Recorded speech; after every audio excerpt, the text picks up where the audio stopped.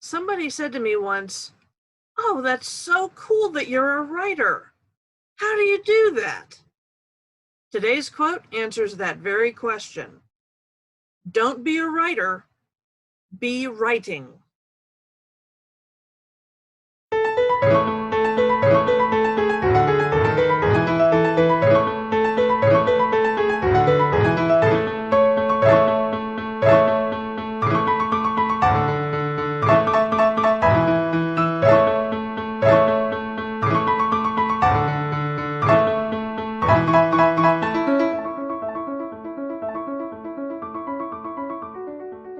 Welcome back. I'm Chris, and I'll be your positivity powerhouse today.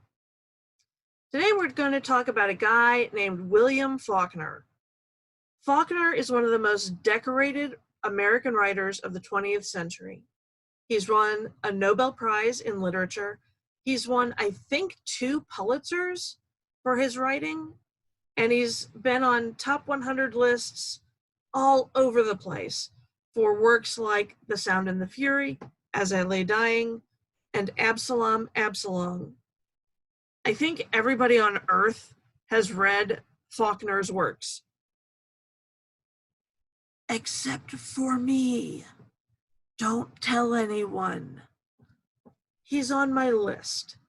You know, the list of books that you want to look that for most people is this long, and for me it's about this long of books that you want to read. So he's on the list.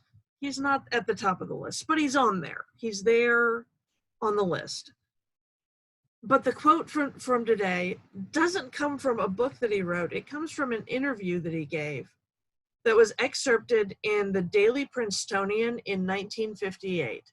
And it's a little bit long, so I'm going to read the whole thing from right below my camera.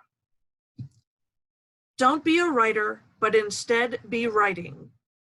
Being a writer means being stagnant. The act of writing shows movement, activity, life. When you stop moving, you're dead. It's never too soon to start writing as soon as you learn to read. How awesome is that? First off, gotta address when you stop moving, you're dead. Well, yeah. If your heart stops moving, your lungs start moving, you're dead. It reminds me of sharks, because I seem to remember somewhere back in the annals of history learning that sharks have to keep moving or they die. They have to keep swimming, which of course leads to Dory in Little Nemo going, just keep swimming, just keep swimming, just keep swimming, just keep swimming, until she forgets what she's saying in the middle of saying it, which I've been known to do as well. So we're back around to me again. Awesome. So how does this quote impact the triple M of mood, mindset, and motivation? Well, I'll tell you. For mood, it brings up a whole slew of feelings, because I look at it not just as being a writer versus being writing. I also look at it as being a singer instead of singing, or being a podcaster instead of podcasting, or being a creative person or doing creative person things. Things like, I don't know, papercraft or sewing or coloring, painting, sculpture, whatever your creative thing is that you do, being a person who does that versus doing that. So for me, it reminds me to be centered, to focus on what I'm doing so that I can do it to the best of my ability. It reminds me that I'm fulfilled by these amazing things I get to do. I get to write. Like, I'm writing 2 books right now. I get to sing. I get to compose music. I'm in the middle of a piece right now. I get to color. I'm actually creating an adult coloring book to go with Positivity Powerhouse. I get to do all these amazing things because I can, because that's who I am. I'm delighted that I can do this thing that I'm so passionate about as my vehicle to help other people. People like you. No, not you. You. Right there with the face, you. I feel capable and confident when I'm doing these things, which isn't always the state of things. I am not always capable or confident. I'm a huge introvert. I'm like the biggest introvert you'll ever meet. So why is the biggest introvert you'll ever meet podcasting? Because I can use that to help other people who are huge introverts. I can show them, hey, you can do this. There's like, you don't have to talk to people. You can talk to a computer. You don't have to leave your room ever. You can stay right here where it's safe. Stay put. Stay. When I'm writing, when I'm podcasting, singing, creating, doing any of these things that I'm so blessed to have the talent to do, I'm not in as much physical pain. In case you missed earlier episodes, I'm disabled, and a lot of it is chronic pain issues. So I don't remember the last time I was not in pain. Like, it's been that long. I don't remember. On an average day, on a scale of 1 to 10, with 10 being the worst pain you've ever felt in your life, I'm generally about a 7, just, sitting here not doing anything. So when I'm creating, it takes all that away, which is amazing. It doesn't take it all away. It takes a lot of it away. Like my pain right now, I'm podcasting, it's down to about a 4. And hey, from a 7 to a 4, that's huge. It also takes away a lot of the psychological pain. In case you missed earlier episodes, I'm crazy. I have severe mental illness. And because of that, interacting with people can get a little interesting sometimes. But I'm just talking to my computer, so it's fine. It's just fine. But it takes some of that away. It calms me down, reduces the anxiety, reduces the mania, reduces the depression, reduces all of the crazy brain stuff, because I'm so focused on the creation of the thing. As far as mindset goes, it reminds me that I can call myself anything I want.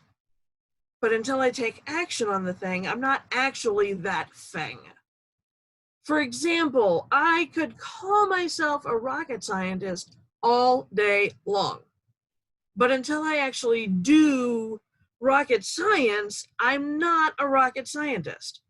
Anybody want to take odds on how likely it is that I'm doing rocket science? Anybody? Anybody and anyone? No? Okay, smart people I have listening, because I'm never, ever going to be a rocket scientist. Never. I don't think I could be any kind of scientist unless it's in the social sciences or, psychology, sociology, the humanities, somewhere in that neck of the woods. Maybe. But not rocket science. That's like way too much science-y stuff. When it comes to motivation, it's really simple. I like being the things that I am. I like being a writer. I like being a podcaster. I like being a singer. I like being a composer. I like being a musician. I like being a poet. I like being an author. I like being a colorer. I like being a paper crafter. I like being a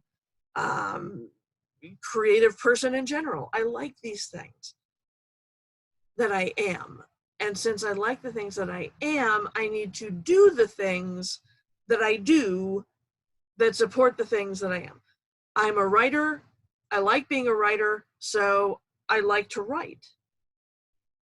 I like being a musician, so I like doing music. Faulkner reminded me that the doing is the essential part of life. The doing is the most important part of the whole mess. So you can go out and be a human being. I'm going to be a human doing. So I must go forth. I must go do. See you next time. So what do you say? What do you have to say? I want to know. So reach out to me. You can hit me up 3 easy different ways where I'm guaranteed to see what you're talking about. First, you can find me on Facebook. The group is called Positivity Power Club. I'm reading over a list right here to make sure I get everything right. Positivity Power Club is for listeners of this podcast, clients of my coaching business, Positivity Powerhouse, and supporters of Positivity Powerhouse and the message who maybe aren't listening, maybe aren't coaching clients, but have the mindset, want to work on the mindset, want to get it right. All 3 of those groups can be found inside the PosPow Club. Second, you can reach me at positivitypowerhouse.com.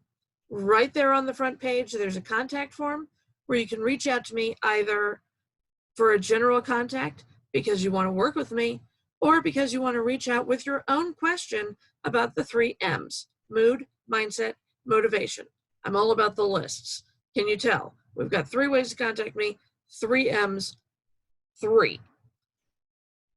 The third way to get a hold of me is email, and this one gets a little long. First, it's Chris, Kriss, 2 S's, very important. Kriss at positivitypowerhouse.com. All 3 of those means of communication are places that I monitor, that I keep careful track of. So if you want to reach out, those are the ways to do it. I can't wait to hear from you, and I'll see you next time.